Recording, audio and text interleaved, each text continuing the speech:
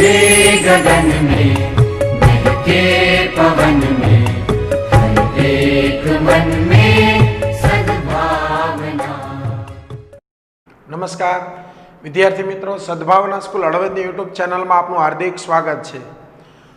આપણે આગળ વાત કરતા હતા ધોરણ 10 ના વિષય ગણિતનું ત્રિકોણ ચેપ્ટર કે જેમાં ખાસ અગત્યનો આ ટોપિક આપણે ભણવાનો એટલે કે પહેલો પ્રમેય, બરાબર? પ્રમેય નંબર 6.1 આનો ક્રમ આપેલો છે પ્રમેય નંબર 6.1, પણ આપણે એને સમપ્રમાણતાના મૂળભૂત પ્રમેય તરીકે ઓળખશું। ધ્યાન આપજો, શેના તરીકે ઓળખશો? સમપ્રમાણતાનું મૂળભૂત પ્રમેય। આ પ્રમેયની સાબિતી મહાન ગણિત શાસ્ત્રી કે જેને ભૂમિતિના પિતા તરીકે ઓળખવામાં આવે થેલ્સ, બરાબર, એને આ પ્રમેયની સાબિતી આપી હતી, એટલા માટે એને થેલ્સનું પ્રમેય પણ કહેવાય।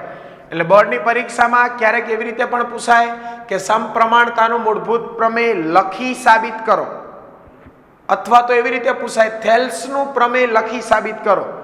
જો પ્રમેય લખી એમ કે એટલે આ વિધાન તમારે જાતે લખવાનું રહે અને પછી એની સાબિતી આપવાની। ઘણી વખત વિધાન જનરલી આ પ્રમેયમાં આપેલું હોય, ક્યારેક ન પણ આપ્યું હોય, તો આપણે વિધાન યાદ રાખશું। ધ્યાન રાખજો, કેમ કે 9મા ધોરણની અંદર તમે ભણીને આવ્યા પ્રમેયને 3 અંગ હોય। કેટલા અંગ હોય? 3। કયા 3 અંગ? તો કે પક્ષ, સાધ્ય અને સાબિતી। પ્રમેયને કેટલા અંગ હોય? 3, પક્ષ, સાધ્ય અને સાબિતી। આ યાદ રાખવાનું ખાસ। એમાં પક્ષ બધું જાતે જ લખવાનું, વિધાન એક ખાલી આપેલું હોય। પહેલા પક્ષ યાદ રાખજો, પ્રમેયની અંદર સાધ્ય હંમેશા તમારે શું કરવાનું હોય? સાબિત કરવાનું હોય। આ યાદ રાખવાનું। એટલે સાધ્ય રહ્યું ની તમારા પ્રમેયની છેલ્લી લીટી હોય, આ મગજમાં ફિટ કરી દેવાનું। રેડી? તો આપણે યાદ રાખીશું કે પ્રમેયનું વિધાન શું કહેવા માંગે, એમ સમપ્રમાણતાનું મૂળભૂત પ્રમેય શું કહેવા માંગે એ ખાસ સમજી લઈએ। તો કે સમપ્રમાણતાના મૂળભૂત પ્રમેયની અંદર વિધાન શું છે? તો કે જો ત્રિકોણની કોઈ એક બાજુની સમાંતર દોરેલી રેખા, જો રેખા દોરવાની પણ કેવી રેખા દોરવાની? સમાંતર। કે ત્રિકોણની કોઈ એક બાજુને શું દોરવાની? સમાંતર રેખા। હવે એક બાજુને સમાંતર રેખા દોરો ને એટલે ત્રિકોણની બાજુ કેટલી હોય? 3। એમાં એકને સમાંતર દોરો ને એટલે 2 બાજુને અલગ અલગ બિંદુ આગળ છેદે, એટલે કે બાકીની 2 બાજુઓને ભિન્ન બિંદુઓમાં છેદે, તો તે બાજુઓ પર કપાતા રેખાખંડો તે બાજુઓનું સમપ્રમાણમાં વિભાજન કરે છે। આ ખાસ યાદ રાખજો। હવે 9મા ધોરણની અંદર આ રીતે આવું હતું, અત્યારે એનસીઆરટીમાં નથી, જૂના ગણિતમાં હતું કે જો પી તો ક્યુ, આવા વિધાનને ગણિતની અંદર શરતી વિધાન કહેવાય। ધ્યાન રાખજો, કેવા વિધાન કહેવાય? શરતી। જો અને તો વાળા વિધાન હોય ને એને શરતી વિધાન કહેવાય। તો કે શરતી વિધાનમાં પક્ષ સાધ્ય ગોતવું નહીં, હાવ હેલ। કેવી રીતે પક્ષ મળે? તો કે જો અને તોની વચ્ચે જે હોય ને પી રહ્યું ને તમારું પક્ષ થાય, અને તો પછી જે લખ્યું હોય એની સાધ્ય થાય। ધ્યાન રાખજો, બરાબર? એટલે શરતી વિધાનમાં પક્ષ સાધ્ય ગોતવો હોય, પહેલા જ ખબર પડવી જોઈએ શરતી વિધાન છે કે નહીં। કેવી રીતે ખબર પડે? કે જો ને તો આ 2 શબ્દ આવવા જોઈએ। જો આમાં આવે છે આ જો, આ તો, હે, તો આ જોતો વાળા વિધાનને શરતી વિધાન કહેવાય। એમાં જો અને તોની વચ્ચે જે કંઈ આ લખેલું હોય ને આ છેદે, ત્યાં સુધી તમારું શું બનશે? પક્ષ। ત્યાર પછી તો શબ્દ નીકળી જાય, અહીંથી ચાલુ કરીને વિભાજન કરે છે ત્યાં સુધી સાધ્ય। જો ને તો શબ્દ નીકળી જાય, એનો સમાવેશ ન થાય। ધ્યાન રાખજો પક્ષ સાધ્યમાં। રેડી? ખબર પડશે પક્ષ સાધ્ય? ચલો તો હવે પહેલા આપણે પક્ષ લખીએ, ત્યારબાદ સાધ્ય લખશું। તો કે પક્ષ માટે આકૃતિ દોરીએ એટલે ખબર પડે। એક ત્રિકોણ દોરવાનું, તો કે અહીંયા આપણે ત્રિકોણ દોરશું ABC, બરાબર? ચલો આ આપણો ત્રિકોણ થઈ ગયો। ત્રિકોણને હું નામ આપી દઉં ABC। આ ત્રિકોણની અંદર તમારે એક રેખા દોરવાની। ધ્યાન રાખજો, કેવી રેખા દોરવાની? તો કે કોઈ પણ એક બાજુને સમાંતર હોવી જોઈએ। એટલે અહીંથી દોરો તોય હાલે, આ દોરો એટલે BC ને સમાંતર થાય, આમ દોરો તો AB ને સમાંતર થાય, અને આમ દોરો તો AC ને સમાંતર થાય। કોઈ પણ એક બાજુને સમાંતર હોય ને એવી આપણે રેખા દોર દેવાની।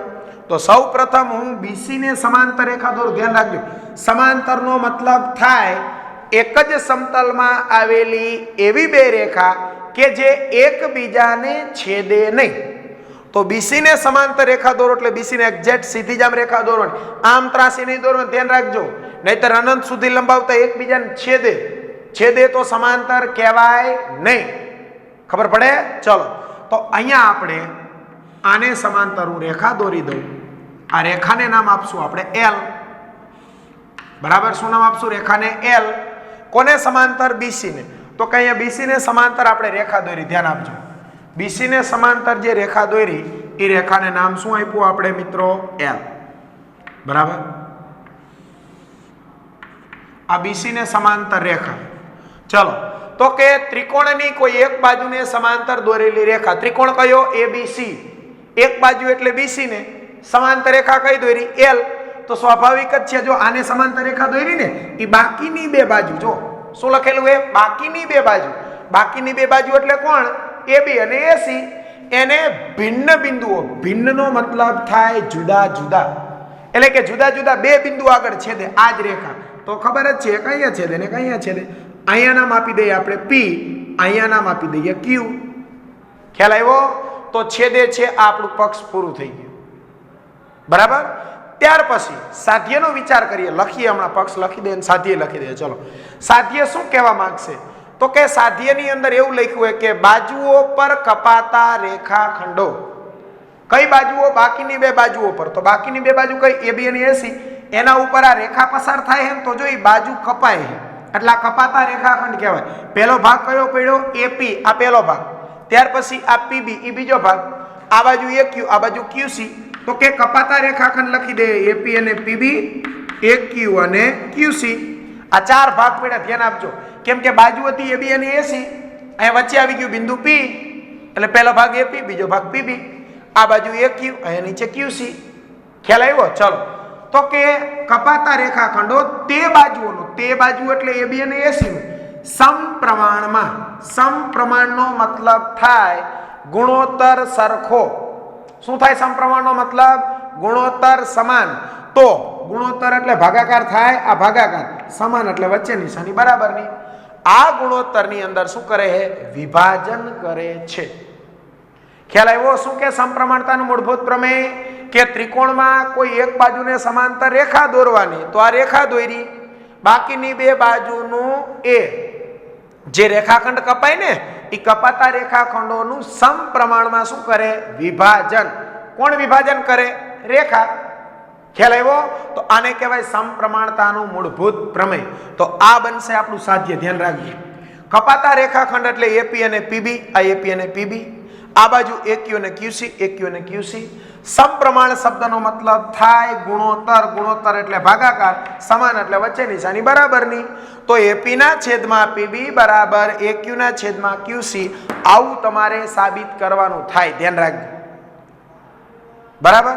ચલો તો હવે આપણે પક્ષ લખીએ અને ત્યાર પછી આ સાધ્ય લખી દેશું. પક્ષ અહીંથી લખવાનું ધ્યાન આપજો, જો શબ્દ નીકળી જાય ગોખવાનું નથી. પક્ષ સાધ્ય, હા, વિધાન ઉપરથી જ પક્ષ સાધ્ય આવડે. કે ત્રિકોણ, કયો ત્રિકોણ? તો કે એબીસી. અહીંયા લખી દેવાનું કે ત્રિકોણ એબીસી માં, ત્રિકોણ એબીસી માં શું કીધું હે? એક બાજુને સમાંતર રેખા. તો કે કઈ રેખા દોરી? એલ. તો અહીંયા લખવાનું કે રેખા એલ એ સમાંતર કોને? બીસી ને. કોને સમાંતર હે? બીસી ને. એટલે અહીંયા લખવાનું કે આ જે રેખા એલ છે ને એ બીસી ને શું હે? સમાંતર. તો સમાંતર માટે તમને ખબર જ છે, સંકેતમાં ઊભા બે લીટા કરવાના, આને બોલાય સમાંતર. એલ સમાંતર બીસી. ખબર પડી? એટલે અહીંયા પહોંચું, ધ્યાન રાખજો કે ત્રિકોણ એટલે કે આ ત્રિકોણ, કોઈ એક રેખા, તો કે આ રેખા એલ એક બાજુને સમાંતર એટલે કે બીસી ને સમાંતર. હવે ત્યાર પછી અને બાકીની બે બાજુઓને, જો બાકીની બે બાજુ એટલે કોણ? બીસી તો આવી ગયા ને. બાકીની બે બાજુ એટલે એબી અને એસી. તો અહીંયા લખવાનું બાકીની બે બાજુ એટલે કે એબી અને એસી ને સમજો ભિન્ન બિંદુઓમાં છેદે. અહીંયા આપણું પક્ષ પૂરું થઈ જાય. તો એ લખવાનું કે એબી અને એસી ને અનુક્રમે, ચલો એબી ને કયા બિંદુમાં છેદે રેખા? પી. તો કે અહીંયા પી. અને બીસી ને તો કે ક્યુ. આ બિંદુમાં શું કરે છે? છેદે છે.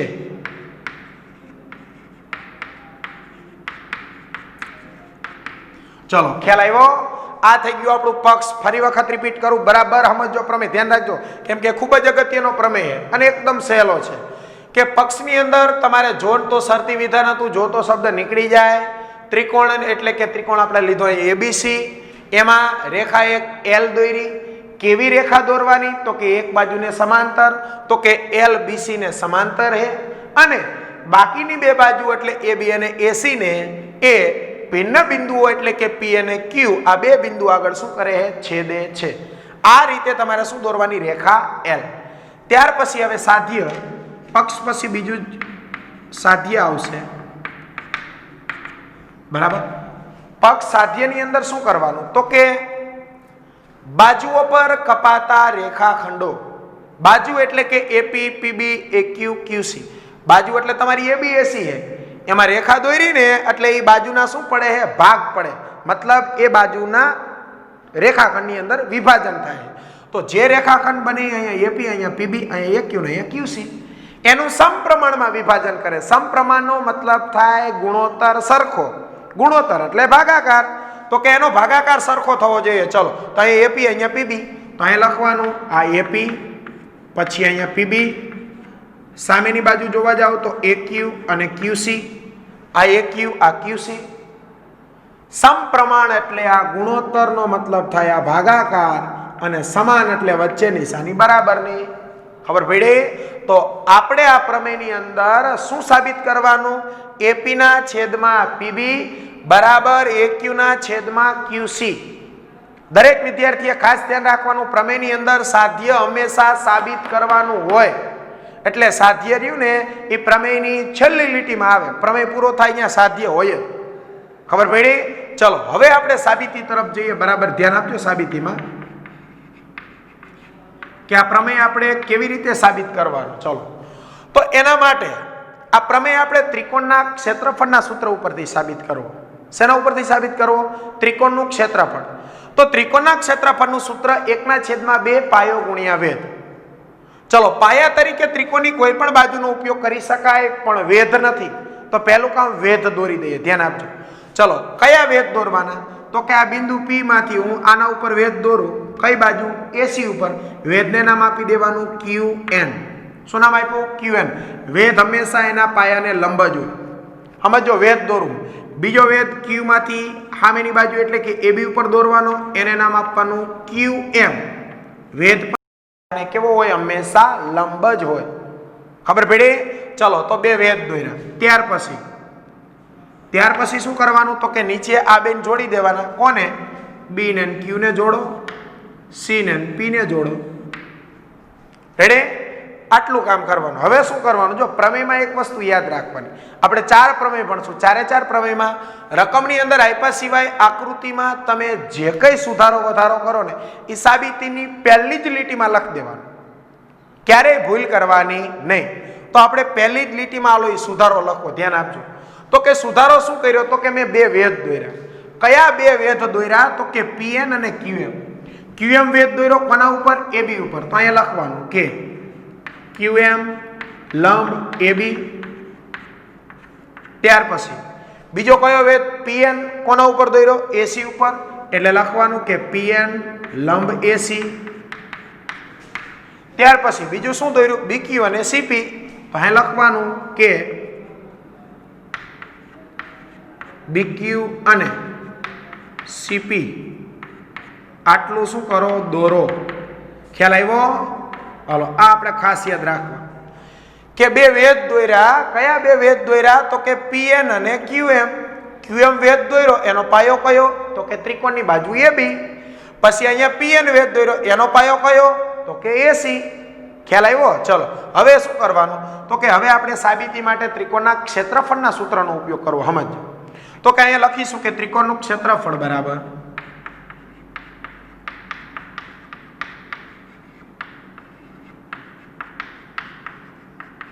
બરાબર 1/2 ગુણ્યા પાયો ગુણ્યા વેધ.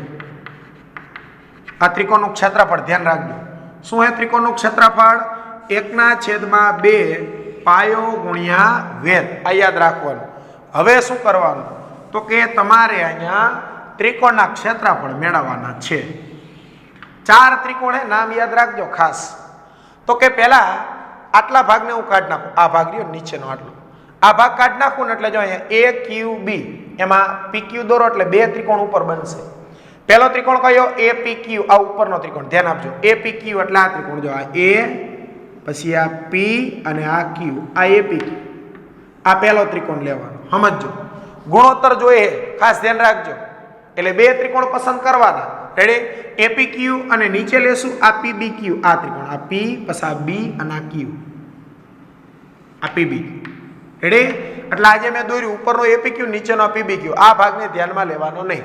રેડી? તો આ બે ત્રિકોણના ક્ષેત્રફળ મેળવશો ને એટલે તમને આ ગુણોત્તર મળી જશે. એવી જ રીતે આ બાજુ જોવો એટલે ઉપર એપી ક્યુ એમ નામ રહેશે, નીચેનો ત્રિકોણ આવશે પીસી ક્યુ. કયો ત્રિકોણ આવશે? પીસી ક્યુ, આ ત્રિકોણ. રેડી? એટલે શું કરવાનું? તો કે પહેલા એપી ક્યુ, આ બાજુ એપી ક્યુ, આ મગજમાં ફિટ જ કરી દેવાનું સમપ્રમાણતા માટે. નીચે આમાં પીબી ક્યુ લેવાનો, તો આમાં નીચે પીસી ક્યુ, માત્ર ફેરા વચ્ચેના શબ્દ. એક બાજુ આ ત્રિકોણ તો બી આવે, આ બાજુ ત્રિકોણ સી આવે. ખ્યાલ આવશે? આ બધાએ મગજમાં ફિટ કરી દેવાના કયા કયા બે ત્રિકોણના ગુણોત્તર મેળવવાના થાય. તો કે એપી ક્યુ ની નીચે પીબી ક્યુ લેવાના, આ બાજુ એપી ક્યુ ની નીચે પીસી ક્યુ લેવાના, એટલે આ ગુણોત્તર તમારો સાબિત થઈ જાય. ખબર પડશે? ચલો તો હવે આપણે જોઈએ કે એપી ક્યુ પીબી ક્યુ નું પહેલા ગુણોત્તર મેળવીએ. ધ્યાન આપજો. તો પહેલા કોનું ક્ષેત્રફળ મેળવવાનું? એપી ક્યુ નું, ત્યાર પછી પીબી ક્યુ નું. તો કે ત્રિકોણ એપી ક્યુ નું ક્ષેત્રફળ મેળવવું હોય તમારે તો એને લખાય એપી ક્યુ. ચલો ત્રિકોણના ક્ષેત્રફળનું સૂત્ર ભાઈ 1/2 પાયો ગુણ્યા વેધ. તો કે એપી ક્યુ એટલે આ ત્રિકોણ થાય. સમજો ખાસ, એમાં પાયાની વાત કરો ને, જો એપી ક્યુ એટલે આ ત્રિકોણની વાત થાય, આ એ, આ પી અને આ ક્યુ, એમાં અહીંયા એક વેધ દોરેલો હે, આ ત્રિકોણની વાત થાય. તો એપી ક્યુ માટે ખાસ સમજવાનું કે પાયો કયો થશે તમારો? એપી. કયો પાયો થાય? એપી ગુણ્યા એના ઉપર શું દોર્યો? વેધ. તો કે કયો વેધ દોર્યો? તો કે ક્યુ એમ. અહીંયા લખી દેવાનું ક્યુ એમ. બરાબર? તો આ તમારું થઈ ગયું ત્રિકોણ એપી ક્યુ નું ક્ષેત્રફળ. કે એપી ક્યુ બરાબર 1/2 પાયા તરીકે એપી આવે, એના ઉપર દોરેલો વેધ કોણ આવે? ક્યુ એમ. યાદ રહ્યું આટલું? આ કોનું ક્ષેત્રફળ મળ્યું? એપી ક્યુ નું. ત્યાર પછી નીચેનો ત્રિકોણ આવશે ભાઈ પીબી ક્યુ. કયો ત્રિકોણ આવશે? પીબી ક્યુ. એટલે આને વ્યવસ્થિત દોરી જ દઈએ આપણે. આ બાજુનો જે ભાગ છે આની વાત થાય. સમજો, અહીંયા એ, અહીંયા પી, અહીંયા ક્યુ, અહીંયા બી. બરાબર? અને વેધ થઈ જાય તમારો ક્યુ એમ. આ ત્રિકોણ લેવાના કહું, આ બે, એ પી ક્યુ અને પી બી ક્યુ. રેડી? ચલો એપી ક્યુ નું ક્ષેત્રફળ મળી ગયું. ત્યારબાદ હવે પીબી ક્યુ ના ક્ષેત્રફળની વાત કરીએ. તો અહીંયા લખીશું પીબી ક્યુ.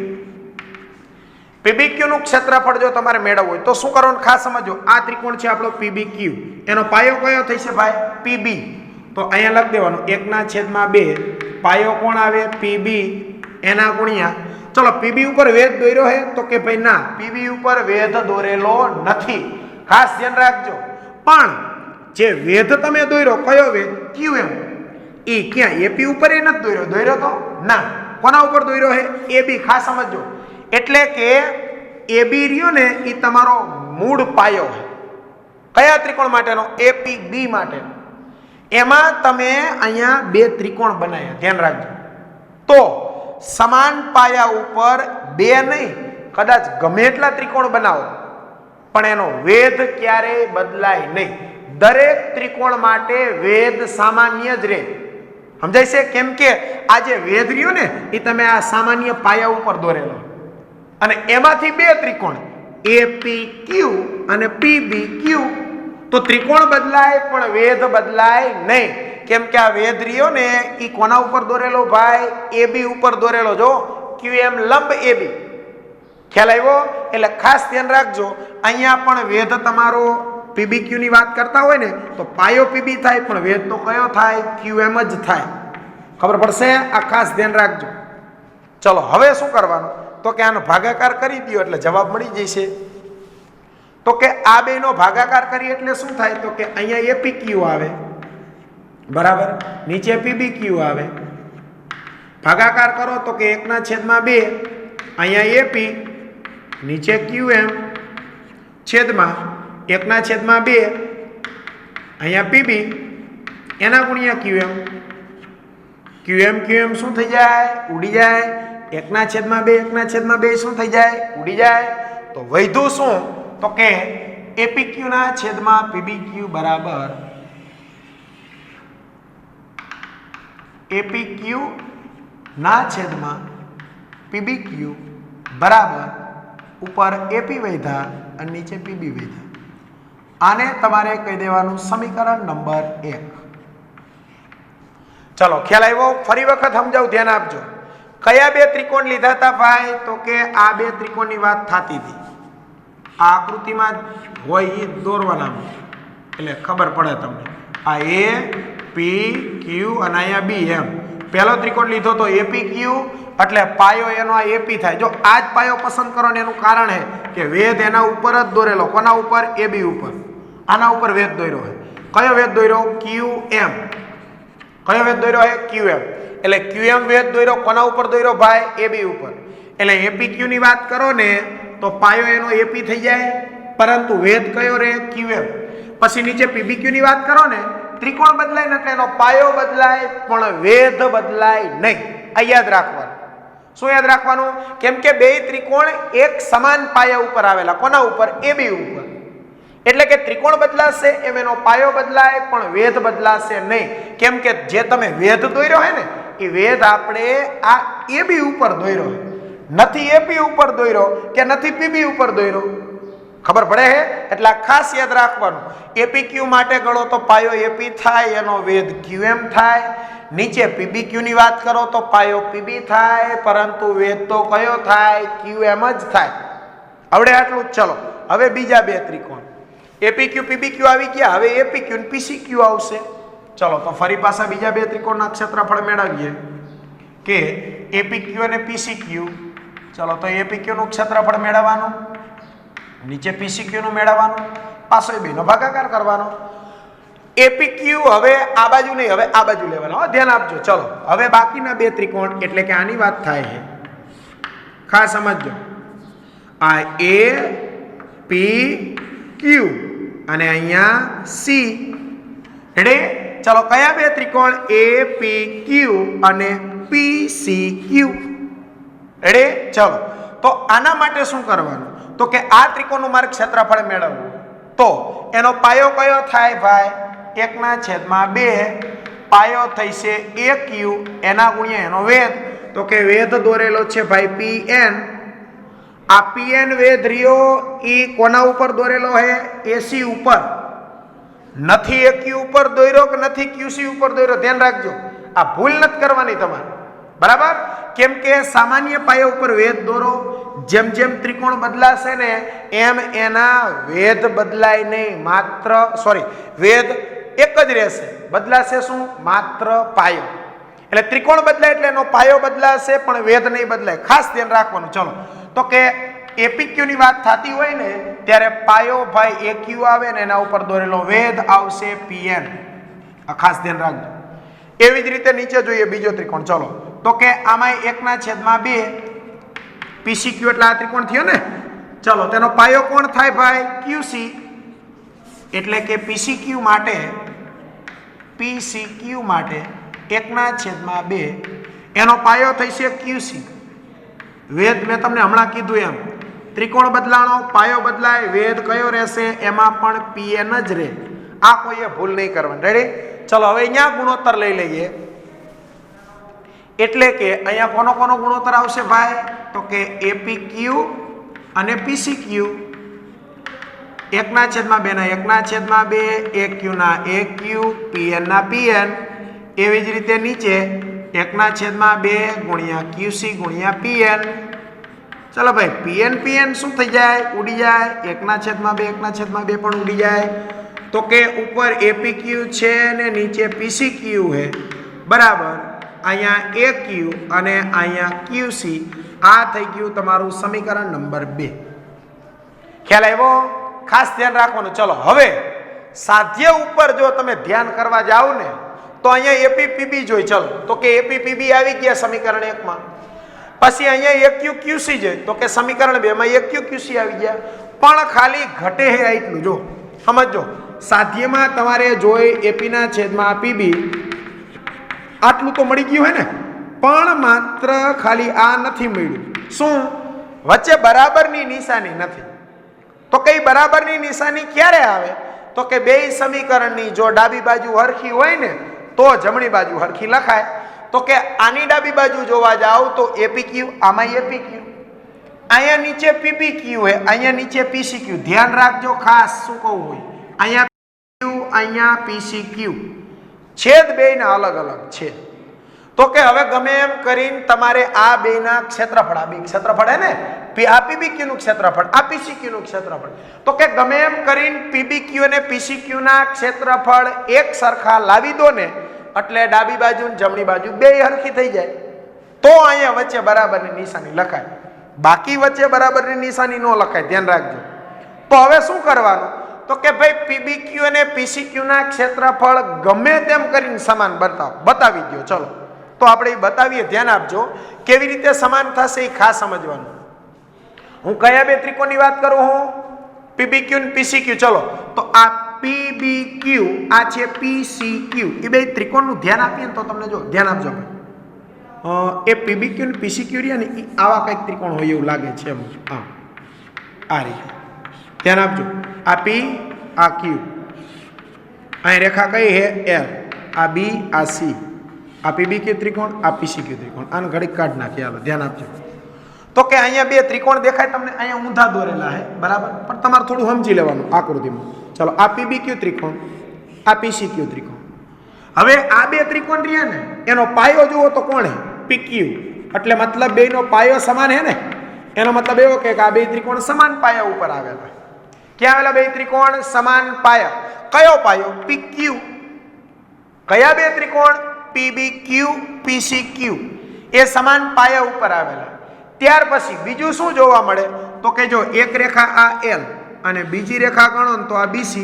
આ બે રેખા કેવી હે ભાઈ? તો કે સમાંતર. કેવી રેખા હે? સમાંતર. એટલે કે બે સમાંતર રેખા પણ છે અને સમાન પાયો પણ છે.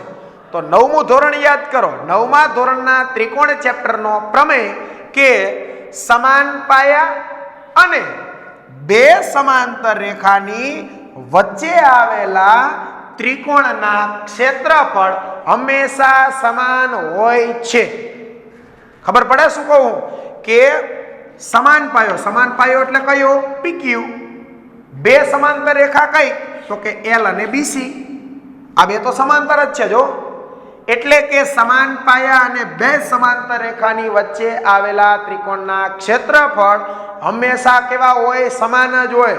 તો એવા કયા બે ત્રિકોણ કે જે સમાન પાયા અને બે સમાંતર રેખાની વચ્ચે આવેલા છે? તો કે ભાઈ PBQ અને PCQ. તો એ બેના ક્ષેત્રફળ કેવા થાય? સમાન. ખબર પડી શું કહું? ચલો તો અહીંયા લખી દેવાનું કે સમાન પાયા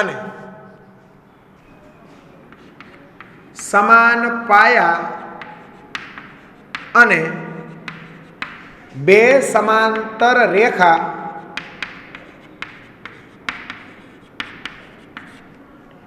વચ્ચે આવેલા ત્રિકોણના ક્ષેત્રફળ હંમેશા સમાન હોય છે.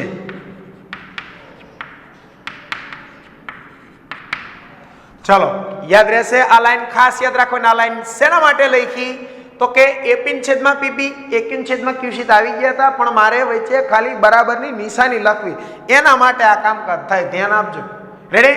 ચલો તો ભાઈ કયા બે ત્રિકોણના ક્ષેત્રફળ સમાન થશે? તો કે PBQ અને PCQ. માટે અહીંયા લખી દેવાનું આપણે કે સમાન પાયા અને બે સમાંતર રેખાની વચ્ચે આવેલા PBQ હે અને બીજો ત્રિકોણ હે PCQ. આ બેના ક્ષેત્રફળ સમાન થાય. આને કહી દેવાનું સમીકરણ નંબર 3. ચલો હવે બેના છેદ હરખા થઈ ગયા? તો કે હા. તો હવે લખવાનું કે સમીકરણ નંબર 1, 2 અને કોના પરથી? 3 પરથી. ચલો સમીકરણ 1 ઉપરથી શું લખાય ભાઈ? તો કે AP ના છેદમાં PB લખાય. 1 ઉપરથી શું લખાય? AP ના છેદમાં PB. સમીકરણ 2 ઉપરથી શું લખાય? તો કે AQ ના છેદમાં QC લખાય. સમીકરણ 3 ઉપરથી તો કે વચ્ચે નિશાની બરાબર નહીં લખાય, કેમ કે ડાબી બાજુ અને જમણી બાજુ બે હરખી, સોરી બે સમીકરણની ડાબી બાજુ હરખી છે, તો કે ભાઈ જમણી બાજુ હરખી જ હોય. યાદ રહેશે. અહીંયા આપણો પ્રમેય શું થઈ જાય? પૂરો. ફરી વખત ફટાફટ રિપીટ કરી લે, ધ્યાન આપજો. વિધાન યાદ રાખવાનું કે જો ત્રિકોણની કોઈ એક બાજુને સમાંતર દોરેલી રેખા બાકીની બે બાજુને ભિન્ન બિંદુમાં છેદે તો તે રેખા વડે બાજુ પર કપાતા રેખાખંડોનું સમપ્રમાણમાં વિભાજન કરે છે. કોણ? તે રેખા. ચલો, તો કે ત્રિકોણ ABC માં એક રેખા L દોરી, BC ને સમાંતર, બાકીની બે બાજુ ABAC ને અનુક્રમે ભિન્ન બિંદુ એટલે PQ માં છેદે, તો કે તે બાજુ પર કપાતા રેખાખંડ APPB AQQC, આ APPB આ AQQC સમાન ગુણોત્તરમાં વિભાજન કરે, એટલે કે અહીંયા ભાગાકાર કરી દેવાનો. સમાન એટલે વચ્ચે નિશાની બરાબર નહીં. આ સમપ્રમાણનો મતલબ થાય ગુણોત્તર એક સરખો, બીજું કાંઈ નથી. ચલો પછી શું કરવાનું? તો કે આકૃતિમાં કરેલો સુધારો વધારો આપણે 4 પ્રમેયમાં હંમેશા ટેવ રાખશું. પહેલી જ લીટીમાં લખી દેવાનું. તો કે પહેલી લીટી કઈ? તો કે QM વેધ દોર્યો કોના ઉપર? AB ઉપર. બીજો વેધ આ બાજુ PN દોર્યો કોના ઉપર? AC ઉપર. અને છેલ્લે આ બેન જોડ દીધા BQ ને CP ને. ત્યાર પછી ત્રિકોણના ક્ષેત્રફળ ઉપરથી યાદ રાખવાનું, APQ સાથે PBQ ત્રિકોણ લેવાનો, આ બાજુ APQ સાથે PCQ ત્રિકોણ લેવાનો. APQ PBQ 1/2 પાયો AP થાય અહીંયા, એનો વેધ QM, નીચે પાયો PB, એનો વેધ હે QM, કેમ કે QM સમાન પાયા ઉપર દોરેલો હે. ત્રિકોણ બદલાય તો પાયો બદલાય, વેધ બદલાય નહીં. તો QM ના QM બે માટે છેદ ઉડાડો, કેન્સલ થઈ જશે એટલે AP અને PB મળે.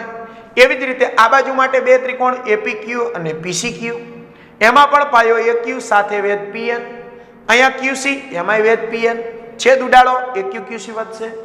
હવે અહીંયા સુધી તો આવી ગયું. પછી શું કરવાનું? તો કે અહીંયા APPB આવે, અહીંયા AQQC આવે, એટલું તો આપણે જોઈએ જ છે સાધ્યમાં. જો સાધ્ય ટાર્ગેટ હોવું જોઈએ, પણ વચ્ચે નિશાની બરાબરની નથી ને, તો ગમે એમ કરીને વચ્ચે નિશાની બરાબરની લાવો. હાલો, તો વચ્ચે નિશાની બરાબરની લાવવા માટે બે સમીકરણની ડાબી બાજુ ઉપર ધ્યાન આપો.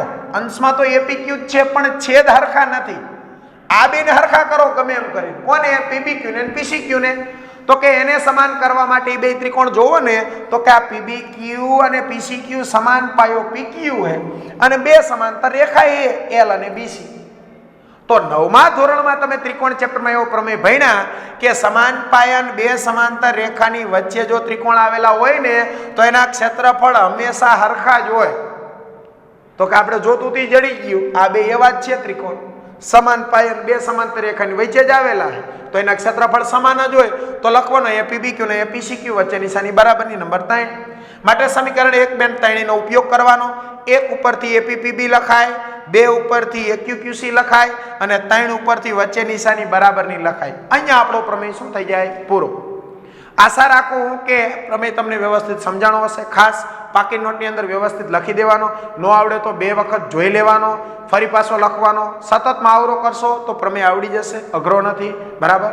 ખાસ યાદ રાખજો, ભૂમિતિ હે, બરાબર? ભૂલી જાવ તો ન આવડે. ખાસ વારંવાર રિપીટ કરતું જ રહેવું પડે. રિપીટ કરો તો જ આવડે, નહીતર આવડે નહીં. એટલે આ પ્રમેય ખાસ તમારે લખી લેવાનો એક વખત. ન આવડે તો ફરી પાછું જોઈને ફરી પાછો લખવાનો. સતત મહાવરો કરશો તો પ્રમેય આવડી જશે. ખ્યાલ આવ્યો? અસ્તુ. જય હિન્દ.